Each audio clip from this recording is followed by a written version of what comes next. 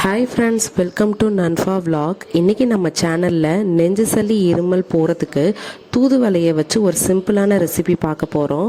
இதுதான் அந்த தூதுவளை செடி. இது ஃபுல்லாகவே முள் இருக்கும், இலையிலையுமே முள் இருக்கும். ஸோ நான் வந்து சிசரை வச்சு நான் இந்த இலை எல்லாத்தையும் செப்பரேட் பண்ணி எடுத்துக்கிட்டேன்.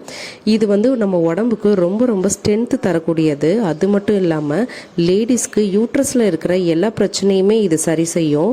ஸோ இவ்வளோ ஹெல்த்தியான ஒரு ரெசிபியை நம்ம ஈஸியாக பண்ணி எப்படி எடுத்துக்கலான்றதை பற்றி பார்க்கலாம். ஸோ இந்த இலையெல்லாம் செப்பரேட் பண்ணி எடுத்ததுக்கப்புறம் இதை நல்லா வாஷ் பண்ணிவிட்டு நான் வந்து அதை மிக்ஸி ஜாரில் போட்டு அரைச்சி எடுத்துக்கிறேன். ஸோ இதை ஏன் நம்ம அப்படி எடுத்துக்கிறோம் அப்படின்னா, நிறைய பசங்களால் இதை கஷாயமாகவும் குடிக்க முடியாது, பொடியாகவும் சாப்பிட முடியாது. ஸோ இந்த மாதிரி தோசை மூலமாக எடுத்துக்கும் போது ரொம்ப நல்லாயிருக்கும். ஸோ இதை அரைச்சி எடுத்ததுக்கப்புறம் இந்த மாதிரி நான் ஃபில்ட்ரு பண்ணிக்கிறேன்.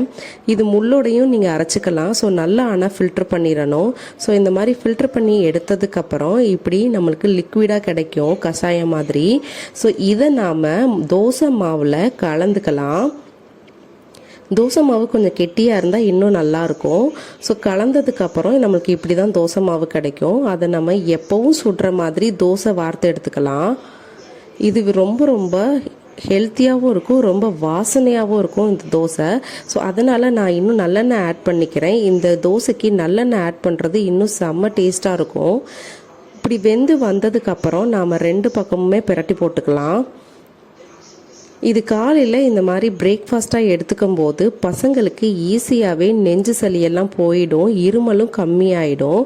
ஸோ கஷாயம் குடிக்கிற கஷ்டப்படுற பசங்களுக்கு இப்படி தோசை மூலமாக கொடுக்கறதுனால ஈஸியாக சளி தொல்லெல்லாம் போயிடும்.